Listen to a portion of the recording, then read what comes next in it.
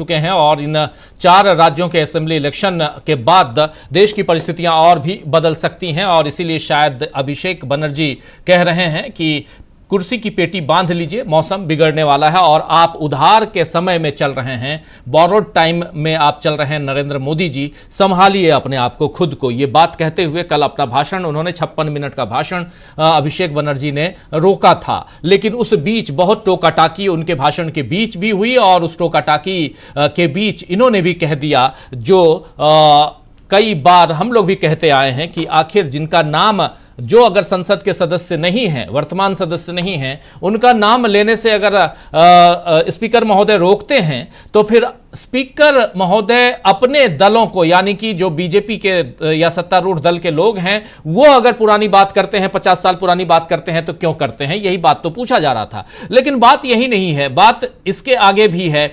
Stupid शब्द का इस्तेमाल करते हैं अभिजीत बंदोपाध्याय, गंगोपाध्याय, गांगुली, अभिजीत गांगुली, वो करते हैं। तो आखिर क्यों करते हैं? स्टूपिड शब्द अमर्यादित है, इसका इस्तेमाल आप नहीं कर सकते। लेकिन वो अगर गौरव गोगोई के लिए कर रहे हैं तो क्या उनको नहीं पता है कि किन शब्दों का इस्तेमाल करना चाहिए, किन शब्दों का इस्तेमाल नहीं करना चाहिए? ऐसे कई सारे शब्द हैं डॉक्टर प्रकाश हिंदुस्तानी जी, और इन शब्दों के साथ साथ क्या लगता है इस देश के जो खासकर जो संसदीय मर्यादा है वो क्या यहां पर तार तार होते हुए हम नहीं देख रहे हैं? और संसदीय मर्यादा को अगर आप यहां पर तार तार कर रहे हैं तो यहां से आप कैसे आने वाले समय में अपनी सरकार को आगे लेके जाएंगे, इस देश को कैसे चलाएंगे, सबका साथ सबका विकास की बात कैसे आप करेंगे?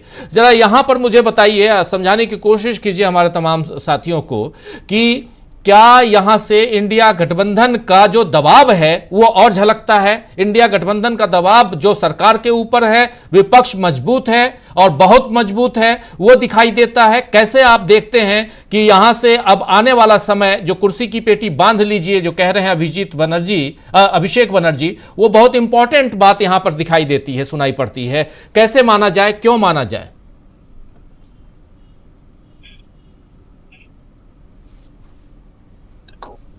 अनम्यूट। हाँ जी, अब आ रही है मेरी आवाज? जी आ रही है। अभिषेक बनर्जी के भाषण की चर्चा आम लोगों तक है। कई लोगों को मैंने, जो राजनीति में रुचि रखते हैं लेकिन पत्रकार नहीं है, नेता नहीं है, वो भी कह रहे हैं कि अभिषेक बनर्जी ने क्या बात कही।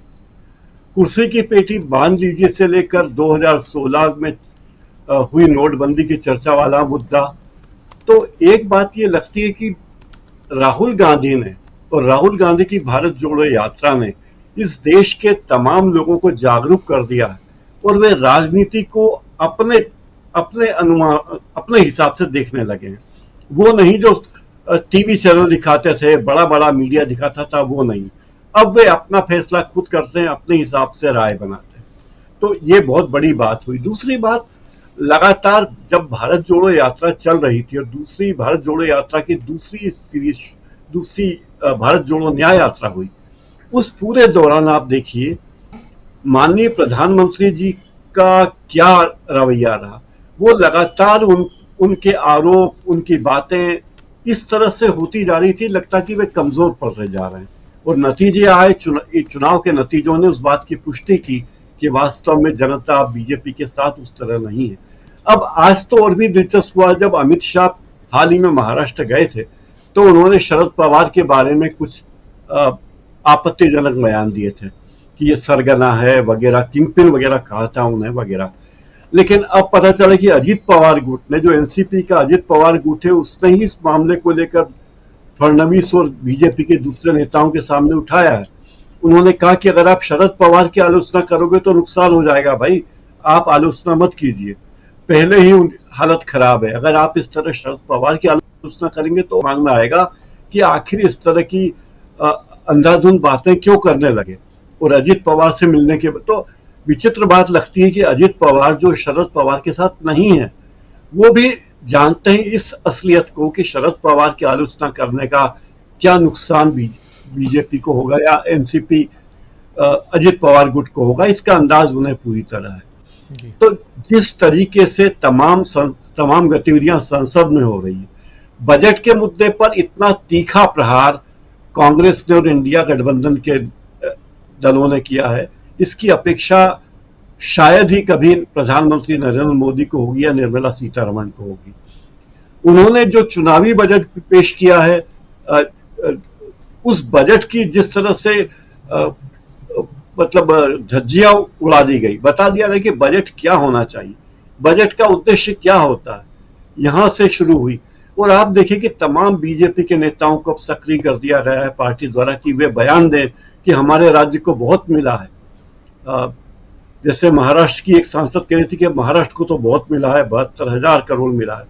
मध्य प्रदेश को बजट में कुछ मिला नहीं है, लेकिन मध्य प्रदेश के नेता कह रहे हैं मध्य प्रदेश को बहुत कुछ मिला है। और दूसरी तरफ अंदर ही अंदर बीजेपी के नेता भी कहते हैं कि हमने 29 में से 29 सीटें दी और हमें क्या मिला, मध्य प्रदेश को बजट में क्या मिला, कुछ भी नहीं मिला। तो जिस तरह की स्थिति बजट के बारे में मैंने देखा कि बजट आने पर बजट चर्चा में सरकार पर इतना निष्क्रिय बजट लगाने की बात हुई, वो पहली बार देखने को मिली। और जिस मुद्दे पर कांग्रेस को घेरने की कोशिश करती थी बीजेपी, विरासत टैक्स वगैरह को लेकर, अब बीजेपी खुद घिरती जा रही कि भाई आप जो टैक्स लगा रहे हैं लॉन्ग टर्म और शॉर्ट टर्म, क्या कहते हैं, gain tax, property tax, gain tax लगा रहे हैं, उसका क्या अंजाम होगा। ये एक ऐतिहासिक बजट इसलिए भी जो जिसके हर व्यक्ति व्यथित है कि इस बजट में शिक्षा पर और स्वास्थ्य के मुद्दों पर इतना कम पैसा खर्च हुआ है, उस करने का प्रस्ताव है कि उसकी कल्पना करना मुश्किल। यानी 1% राशि भी स्वास्थ्य पर, जन स्वास्थ्य पर नहीं है। तो सरकार ने शिक्षा और स्वास्थ्य दोनों चीजें प्राइवेट लोगों के हाथ छोड़ दी है, पंचतारा अस्पतालों और पंचतारा स्कूलों के वजह से छोड़ दी है, बाकी जनता के लिए कोई व्यवस्था नहीं है। तो एनडीए को झटका इसीलिए मिल रहा है कि सारे विपक्षी दल एक साथ हैं, सारा विपक्ष एक साथ है और एक ताकतवर नेता संसद में है। और उस ताकतवर नेता के साथ जो लोग खड़े हैं, चाहे वो अभिषेक बनर्जी हो, चाहे अखिलेश यादव हो या दूसरी पार्टियों के और नेता भी हो, इतनी तल्खी से और इतना क्षीर नीर विवेक से वो बातें करते हैं कि कहना मुश्किल लगता है। तो बीजेपी इन सब से डरी हुई है, बौखलाई हुई है और उसे लगता है कि कैसे भी करके इसकी धार को कम किया जाए, लेकिन वो धार कम होने के बजाय बढ़ती ही जा रही है।